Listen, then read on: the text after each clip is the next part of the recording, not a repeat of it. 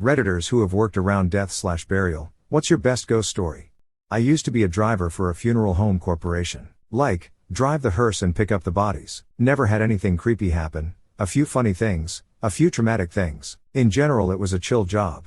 However, I did get incredibly uncomfortable one night picking up a man who died at home. He still had the defibrillator leads on his chest and his eyes were closed, which is unusual because the eyes are always open. He just looked like he was asleep or unconscious, not rigid or pale or anything.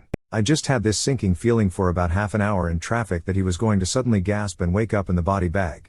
Then it hit me. That would be the coolest thing ever. I'd take him home and he'd be back with his family. So I just kind of drove slowly and turned up some music and sang along and talked to him. When I got him to the funeral home I left him out of the cooler for about an hour while I did paperwork and played on my phone. When I got another call I checked on him and his limbs had started to stiffen. I was kind of bummed. I put him in the cooler and went on my next call. Honestly, the only creepy thing that happened when I worked in the morgue is that one of the staff killed himself in there and I just can't imagine wanting to die in this cold, gray place surrounded by corpses. Corpses move when you cremate them. People who don't know this get spooked a lot. During my apprenticeship, I worked at a funeral home said to be haunted by an old funeral director assistant who had a heart attack in the building and died. All he ever did was mess with the chapel lights and if you called him out, something like "John, the family is coming, please don't," they would return to normal. Not really sure if I believe it was really haunted, but saying something always fixed the issue so I kept doing it my entire time there. My roomie/best bud is a mortician, and I'm around the funeral home a fair amount myself and know the staff pretty well. I've spent the night there before. Nothing weird happens there. I have had some experiences I can't explain, so I was a little surprised none of the staff ever had an odd experience, especially since some of them do believe in ghosts and whatnot. But they told me, if ghosts were real, why in the world would they linger at a funeral home? It's just a transition space, like an airport. No one wants to just stay in the damn airport. Haunt the place you died, or the people you love, or the home you never want to leave, or however it works, if it works. Who would want to linger in a funeral home they have no attachment to, that their body only visited after they already were gone?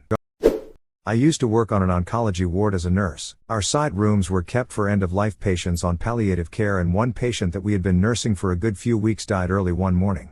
Last offices had already been done by the night staff and the patient moved to the hospital morgue, so all that remained was to clear the room of personal belongings and tidy up. I sent a student nurse that I was mentoring at the time to do this whilst I got on with the drug round. The student had known the patient fairly well and was comfortable with this job. About 10 minutes after a colleague came to me and told me that my student had come flying out of the side room white as a sheet and was sobbing in the staff room. I went to find out what the problem was and the student told me she had been clearing out sink area in the bathroom, had glanced up and seen the deceased patient reflected in the mirror looking at her over her shoulder. My student was a sensible girl, not given to hysterics, but for the remainder of her placement on that ward she would not go near that side room. Not me, but a colleague found a dead person in a dark smoke-filled burned-out building during the mop-up of firefighting operations. As unfortunately happens sometimes, you find them by stepping on them. If they're still intact you kinda bounce off them. If they're fried, you can often crunch them up pretty bad under your heavy boot. Well, this guy stood right on a badly burned corpse's sternum. Crunch, right into the chest cavity. When he tried to pull his foot out it got stuck on the ribs and the body came up at him. Burned up arms flailing about. Took him a few tried with what looked like a zombie stuck on his leg. He needed quite a bit of counseling, poor dude. I'm a palliative care RN who didn't believe in this stuff until I became a nurse. I have 3 to share at the moment. 1. Before my time in palliative care I worked on a medicine unit at the hospital. One night I was returning from my second break around 3 a.m. or so and saw a man standing in the door of my patient's room. He was white, late 40s to mid 50s, dark hair which was graying, relatively fit, wearing a hospital gown. He was standing at the door with his arms crossed and as I walked closer he turned and went inside the room. I followed because I knew it wasn't his room. Our unit was big, 36 beds, so it was entirely possibly he was a patient I had not met yet. Anyway, you can guess the rest. Went inside the room and he was nowhere to be found. I looked under the beds, ridiculous BC, someone couldn't hide there, in the lockers, washroom, behind the curtains. He was nowhere to be found. Later that night my coworker had said she felt like someone was touching her feet when she tried to nap on her break. The break room was right next door to my patient's room, and she was in there at the time that I saw this patient. 2.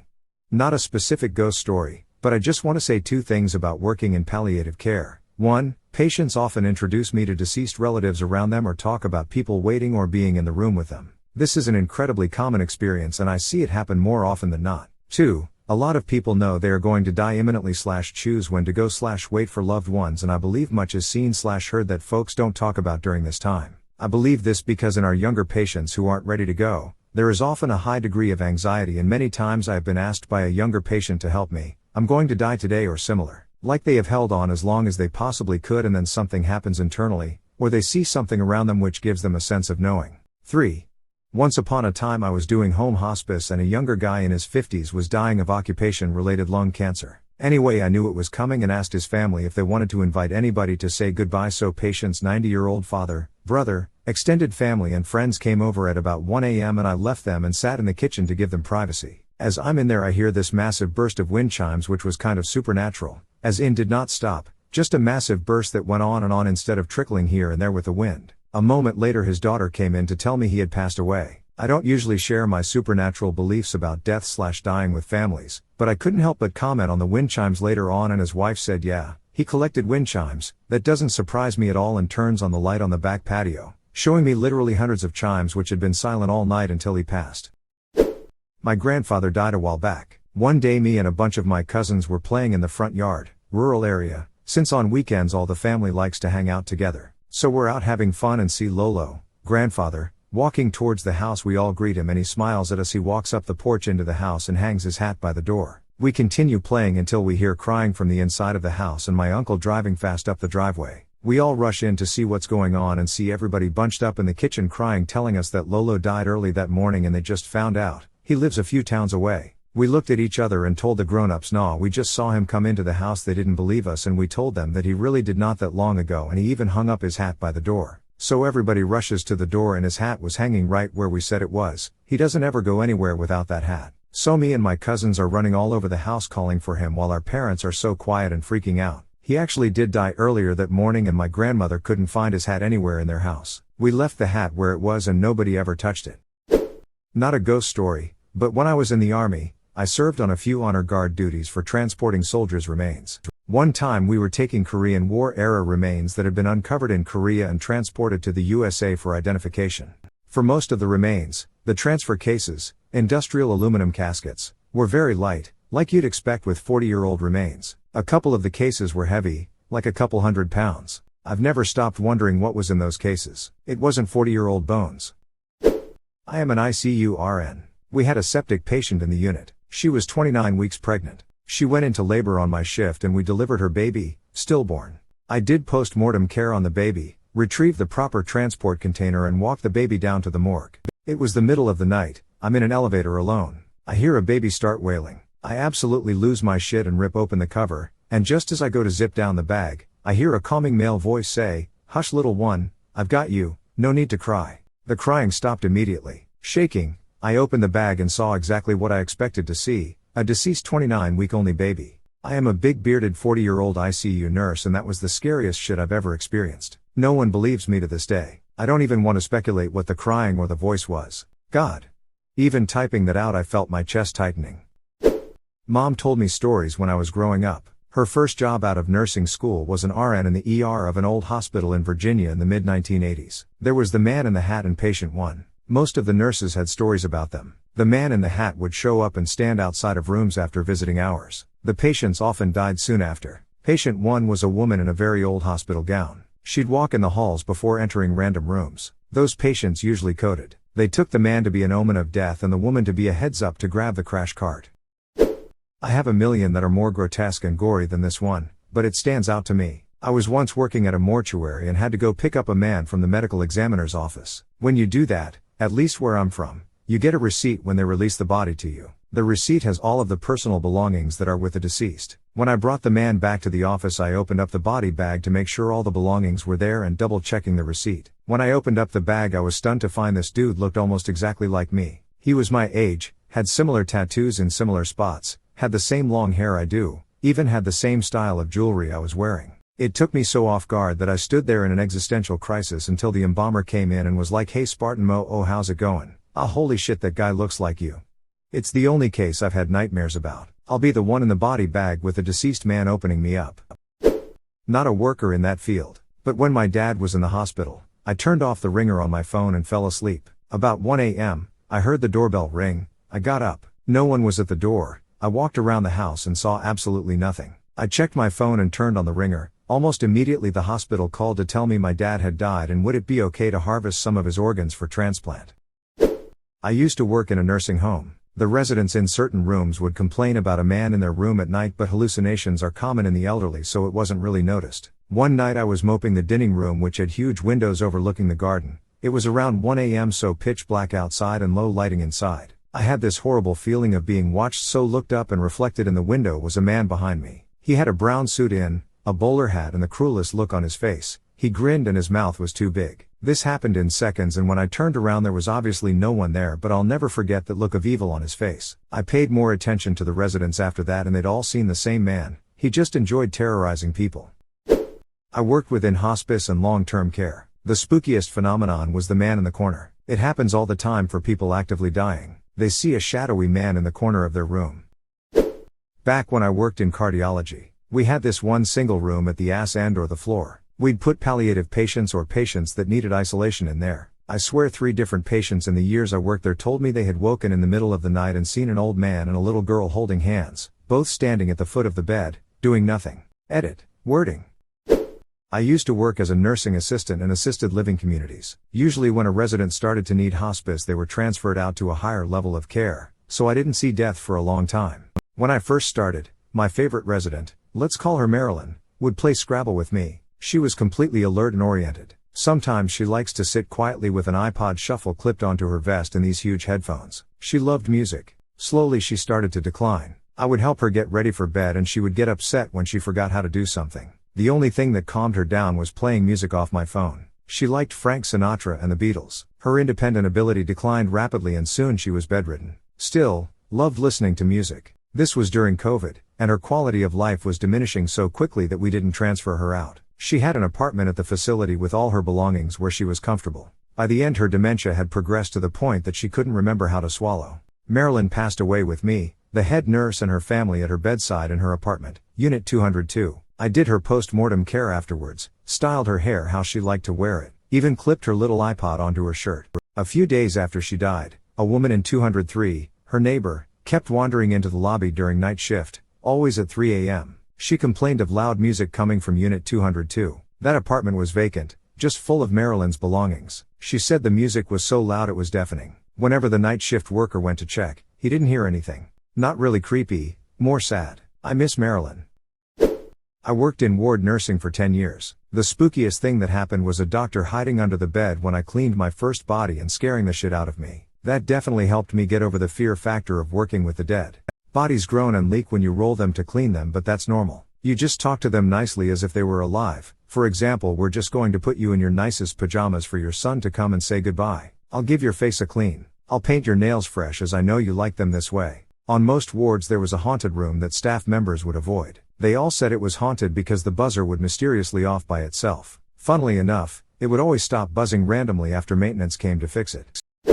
I was an RN and was working in a very well-off town in Ms. The hospital had 2 ICUs with the second one being an overflow type unit on the 3rd floor. There were 7 rooms in that unit and room 2 was haunted. Numerous times different nurses watched something walk into the room, but the room would be empty without a patient in it. One time a nurse had an actual patient in room 2. It was about 4 a.m. and the nurse was going to do a dressing change. She took the stuff into the room and the patient asked what she was going to do. She said, "Change your dressings." The patient said, "Oh no, that other nurse was just in here about 30 minutes ago and did it." The nurse looked and yes, the dressing was fresh. She went out to the desk and told the one other nurse, "Thanks for doing that." The nurse was baffled and said, "I didn't change the dressing." They both freaked out a bit. Rumor has it that an RN that had worked for the hospital a long time died in that room. The hospital is now a dorm for a big college, so fun times may be had by a bunch of college students. I used to be a nurse assistant on a cancer floor that also served as the hospice floor. The number of times a patient would pass and be removed from a room, only to have that room's call light continue to go off without anyone inside was just nuts. And before you say maybe the light was just damaged or moved strangely in the process of removing the body, that's the only time it would happen. Broken call lights, in any other circumstance, just wouldn't come on at all.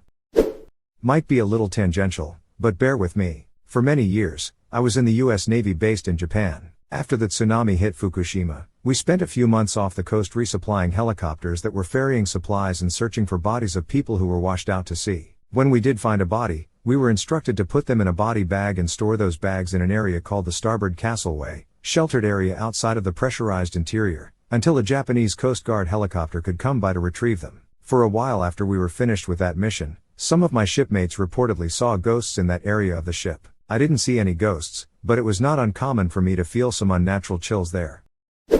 When my cousin was 18, he was in a bad wreck and his girlfriend and her sister were all pronounced dead at the scene.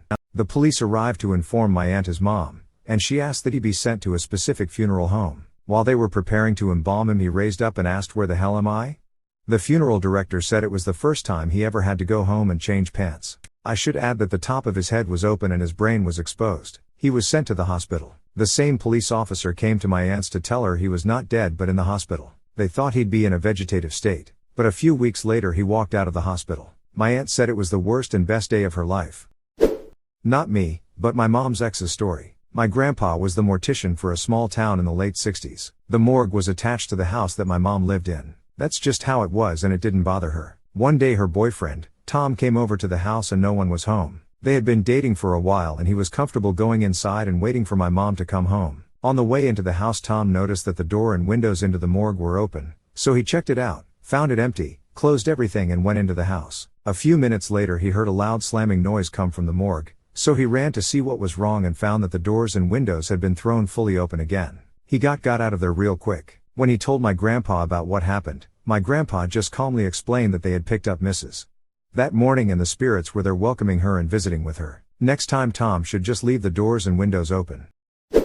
I have several stories from when I worked as a mortuary transport tech. The job was basically transporting the deceased from where they were to where they needed to go. Turns out dead people can have a lot of appointments. One time though I had an experience I've never forgotten. I was dropping someone off at the science donation place. This is when you donate your body to science and they take it from there. So I wheeled in the deceased, unlocked the freezer, and did all my stuff I had to do in there. I placed him on the board, got the lift out, and placed him on the shelf. The interesting thing about the freezer was that most everything, once it's processed, was wrapped in this blue tape type thing, and you could definitely tell what was inside. Legs, hands, feet, etc. Kind of interesting to me at the time. Anyway, I shut the freezer and locked it back up, and started wheeling the gurney back over to the garage door. The science drop-off and processing area was a big L shape, with the freezer off to the larger long portion. And then you turn the corner and there's desks and filing cabinets and whatnot. I about had a heart attack as I turned the corner and there is just this guy standing there examining files in the file cabinet. Looked just like you or me, dressed modernly, but out of place for what people normally wear back there. I stopped and said that he'd have to forgive me, but he almost gave me a heart attack. It didn't look like he heard me at all, or even knew I was there. I should mention this was also about 1 a.m.,